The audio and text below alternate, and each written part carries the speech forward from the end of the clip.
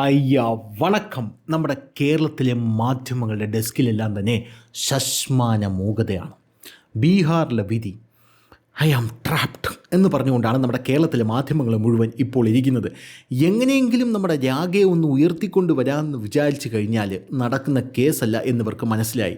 പക്ഷേ നിങ്ങളങ്ങനെ പറയരുത്. കാരണം നിങ്ങൾ രാഗയെ ഇങ്ങനെ ബൂസ്റ്റ് ചെയ്തുകൊണ്ട് വരുന്നത് കൊണ്ടാണ് ആ മനുഷ്യൻ ഇപ്പോഴും അതിൻ്റെ തലപ്പത്തിരിക്കുന്നത്.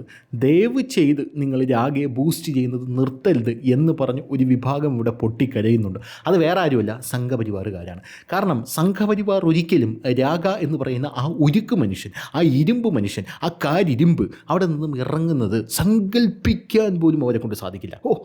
ഈ രാഗ എങ്ങാനും അവിടെ നിന്ന് ഇറങ്ങിയിട്ട് അവിടെ വേറെ ഏതെങ്കിലും വിവരവും വിദ്യാഭ്യാസവും ഉള്ളവൻ കയറിയിരിക്കുന്നത് ഒന്ന് ചിന്തിക്കാൻ പോലും ഇവിടെയുള്ളൊരു BJP-കാരന് സാധിക്കുന്നില്ല എന്നുള്ളതാണ്. പോരാത്തതിന് ഇപ്പോൾ സന്തോഷകരമായിട്ടുള്ള വേറൊരു വാർത്ത കൂടെ വന്നിട്ടുണ്ട്.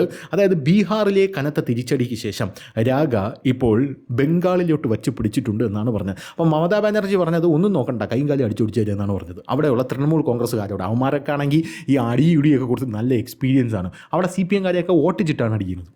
ഓട്ടിച്ചിട്ട് അടിച്ച് അവസാനം പശുത്തൊഴുത്തിലേക്കാണ് കയറി ഓടിക്കുന്നത്. 2-3 പേര് BJP ഓഫീസിലൊക്കെ കയറി ഓടി വന്ന് എന്നിട്ട് രക്ഷിക്കണം വയ്യ എന്ന് പറഞ്ഞു. അപ്പോൾ നീ ഇവിടെ ഇരുന്നോ എന്ന് പറഞ്ഞു. കാരണം BJP ഓഫീസിൽ തൃണമൂലുകാർ കയറൂല, അടിച്ചാൽ തിരിച്ചടിക്കണ ജാതിയാണ്. അതുകൊണ്ട് BJP ഓഫീസ് കയറൂല, BJP-കാരെ പേടിയുണ്ട്. പക്ഷേ CPM-കാർ അങ്ങനെയല്ല. 35 വർഷമായിട്ട് ഭരിച്ചു മുടിച്ചിരിക്കുകയാണല്ലോ. ഭരിച്ചു മുടിച്ചെന്ന് മാത്രമല്ല, ആ സമയത്ത് ഉമ്മാര് കാണിച്ച അട്രോസിറ്റീസിന് കയ്യും കണക്കുമില്ല. അതുകൊണ്ട് തന്നെ അതൊക്കെ തിരിച്ചു കിട്ടുന്ന ഒരു സാഹചര്യത്തിൽ നല്ല വേഷ ചെവക്കന കൊടുത്തു വിടും എന്നുള്ളതാണ് അവിടെയുള്ള തൃണമൂൽ കോൺഗ്രസ്സുകാർ കാണിക്കുന്നത്. അതുകൊണ്ട് നല്ല എക്സ്പീരിയൻസ് ഉള്ള ടീമായതുകൊണ്ട് കൈ വേണോ, കാല് വേണോ, പല്ല് വേണോ, കണ്ണ് വേണോ, ഞോണ്ടി എടുത്തുകൊണ്ട് വരും. അതാണ് അവിടെയുള്ള തൃണമൂൽ കോൺഗ്രസ്സുകാർ. അതുകൊണ്ട് രാഗയെ അതിർത്തി കടക്കാൻ ഞങ്ങൾ സമ്മതിക്കില്ല എന്നാണ് മമതാ ബാനർജി പറഞ്ഞിരിക്കുന്നത്. എന്നാൽ പിന്നെ മഹാരാഷ്ട്രയിലോട്ട് പോകാം അല്ലേ? അവിടെ ആകുമ്പോൾ ഉണ്ടല്ലോ.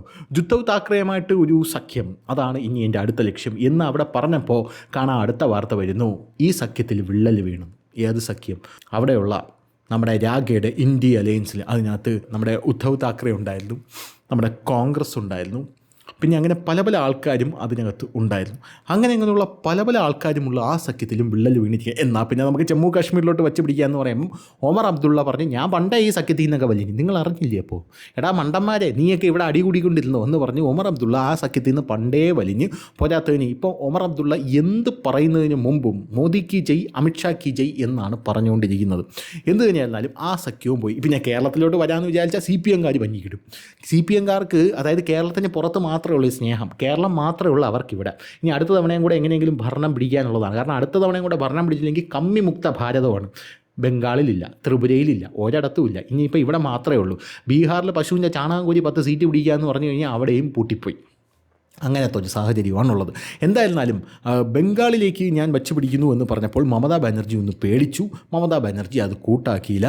മമതാ ബാനർജി ഓട്ടിച്ചു വിട്ടു. അപ്പോൾ കാണാൻ രാഗയ്ക്കെതിരെ അടുത്തൊരു ഗംഭീരമായിട്ടുള്ളൊരു സാധനം വരുന്നു.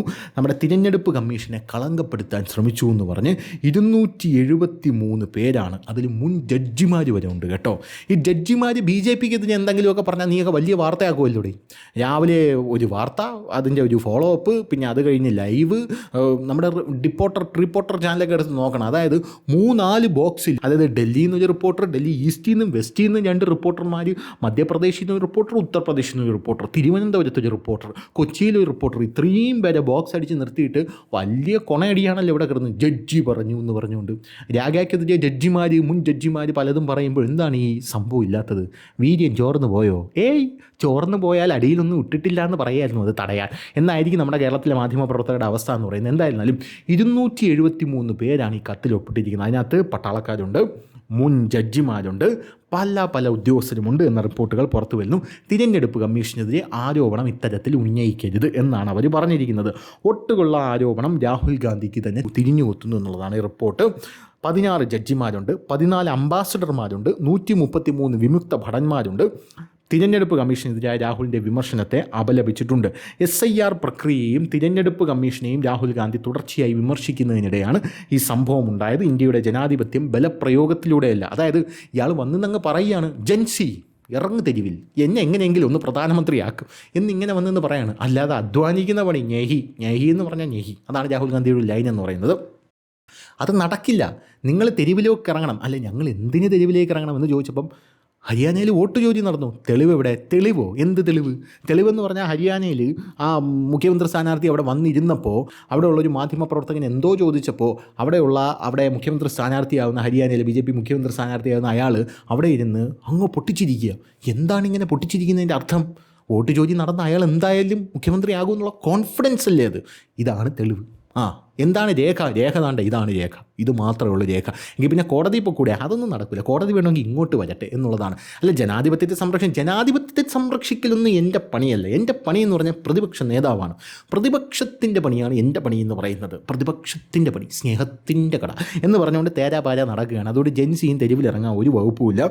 അപ്പോഴാണ് ഇവിടെയുള്ള കത്തിൽ പറയുന്നത് ഇന്ത്യയുടെ ജനാധിപത്യം ബലപ്രയോഗത്തിലൂടെ നേടരുത്, മറിച്ച് അതിൻ്റെ അടിസ്ഥാന സ്ഥാപനങ്ങൾക്കെതിരെയുള്ള വിഷലിപ്തമായ ആരോപണത്തിൻ്റെ വർദ്ധിച്ചു വരുന്ന വേലിയേറ്റത്തിലൂടെയാണ് ആക്രമിക്കപ്പെടുന്നതെന്ന് സിവിൽ സമൂഹത്തിലെ മുതിർന്ന പൗരന്മാരായിട്ടുള്ള ഞങ്ങളുടെ ഗുരുതരമായിട്ടുള്ള ആശങ്ക പ്രകടിപ്പിക്കുന്നുവെന്ന് ദേശീയ ഭരണഘടനാ അധികാരങ്ങൾക്കെതിരായ ആക്രമണമെന്ന തലക്കെട്ടോടെ എഴുതിയ കത്തിൽ അവരൊപ്പിട്ടുകൊണ്ട് പറഞ്ഞു എന്നുള്ളതാണ് ഈ റിപ്പോർട്ടെന്ന് പറയുന്നത്. അങ്ങനെ രാഗ കുടുങ്ങി. ഇനി രാഗ എന്ത് ചെയ്യൂടെ? എനിക്ക് മനസ്സിലാവുന്നില്ല. രാഗയുടെ മുഖം രക്ഷിക്കാനായിട്ട് ബീഹാറിൽ 43 തോറ്റ സ്ഥാനാർത്ഥികൾക്കാണ് കാരണം കാണിക്കൽ നോട്ടീസ് കൊടുത്തിരിക്കുന്നത്. കാരണം കാണിക്കുക ഒന്നുമില്ല. ആ കത്തിൽ റീസൺ എന്ന് എഴുതിയിട്ട് രാഹുൽ ഗാന്ധിയുടെ 10 പടം അടിച്ചു കൊടുത്ത് തിരിച്ചു വിട്ടതാ. ഇതാണ് കാരണം നമ്മൾ തോക്കാനുള്ള. 100 സീറ്റാണ് ചോദിച്ചത്. 100 സീറ്റ്.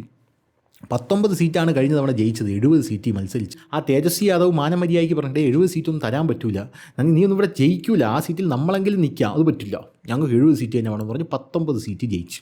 ഇത്തവണ എത്ര സീറ്റ് ജയിച്ചു? 6 സീറ്റ്. വെറും 6 സീറ്റാണ് ജയിച്ചത്. റിപ്പോർട്ടർ ചാനലിൻ്റെ സ്മൃതി പരുത്തിക്കാടുണ്ടല്ലോ, കോൺഗ്രസ് 4ലേക്ക് താഴുന്നു എന്ന് പറഞ്ഞ് അവിടെ മുഖം കാണണം. എൻ്റെ നെഞ്ച് വരെ പിടഞ്ഞു പോയി സത്യമായിട്ടും. ഇപ്പോൾ ശത്രുക്കളുടെ ആണെങ്കിലും അവരുടെ വീഴ്ച കാണുമ്പോഴും അവരുടെ ഒരു വിഷമം കാണുമ്പോഴും നമുക്കൊരു വിഷമം. നമ്മളൊക്കെ മനുഷ്യന്മാരല്ലേടേ. എന്തിനാണ് എന്നെപ്പോലുള്ള ഈ പിഞ്ച് പാവങ്ങളെയൊക്കെ ഇങ്ങനെ ഇട്ട് ദുഃഖിപ്പിക്കുന്നത്? എനിക്ക് മനസ്സിലാവുന്നില്ല. ഒന്ന് നന്നായിക്കൂടെ, ഒന്ന് പ്രവർത്തിച്ചുകൂടെ? നിങ്ങൾ എവിടെയെങ്കിലുമൊക്കെ ഒന്ന് പ്രവർത്തിച്ച് കയറി വരണമെന്ന് ഇവിടെ സംഘികൾക്കും വലിയ രീതിയിലുള്ള ആഗ്രഹവും ആശയും എല്ലാം ഉണ്ട്. പ്രവർത്തിച്ച് കയറി വരൂ രാഗ എന്ന് മാത്രമേ പറയാനായിട്ടുള്ളൂ. അല്ലാതെ ഉടായ്പ പരിപാടിയൊക്കെ നിർത്തൂ, അല്ലെങ്കിൽ ആ സ്ഥാനം ഒഴിഞ്ഞു കൊടുക്കൂ, ഈ പാർട്ടി 4ആയിട്ട് പളന്നു പോട്ടെ എന്ന് മാത്രമേ പറയാനുള്ളൂ. അങ്ങനെയെങ്കിലും 10 കണ്ടൻറ്റ് എനിക്ക് കിട്ടുമല്ലോ. എന്ത് തന്നെയായിരുന്നാലും നമ്മുടെ രാഗ ഇവിടെ തേരാപ്പാര നടക്കുമ്പോൾ ബംഗാളിൽ SIR കൊടുമ്പിരി കൊള്ളുകയാണ് എന്നുള്ളതിൻ്റെ ഏറ്റവും പുതിയ റിപ്പോർട്ട്.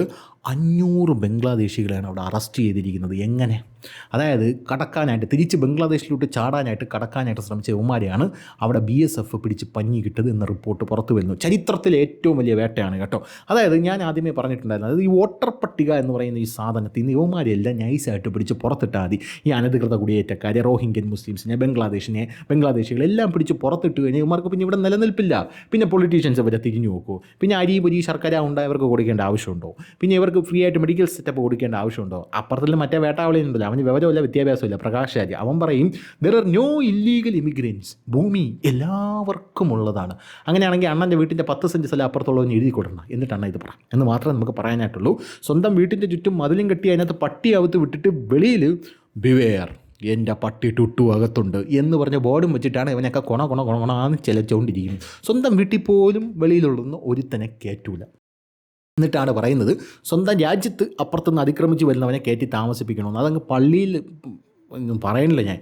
എന്തായിരുന്നാലും അങ്ങനെയുള്ള പല സന്തോഷകരമായിട്ടുള്ള വാർത്തകൾ നമ്മുടെ രാജ്യത്ത് നടക്കുന്നുണ്ട്. രാഗയുടെ ആപ്പീസ് മിക്കവാറും പൂട്ടും. അതെനിക്ക് വളരെ വിഷമമുണ്ട്. പൂട്ടിപ്പോകരുത്. എല്ലാവരും പ്രാർത്ഥിക്കണം, മുട്ടിപ്പായി പ്രാർത്ഥിക്കണം. രാഗ എന്ന് പറയുന്ന ആ വ്യക്തിക്ക് സകല വിഷമതകളിൽ നിന്നും സൗഖ്യം നേരുമാറാകട്ടെ എന്ന് പറഞ്ഞ് നമ്മളെല്ലാവരും നല്ലപോലെ അദ്ദേഹത്തിന് വേണ്ടി പ്രാർത്ഥിക്കണം.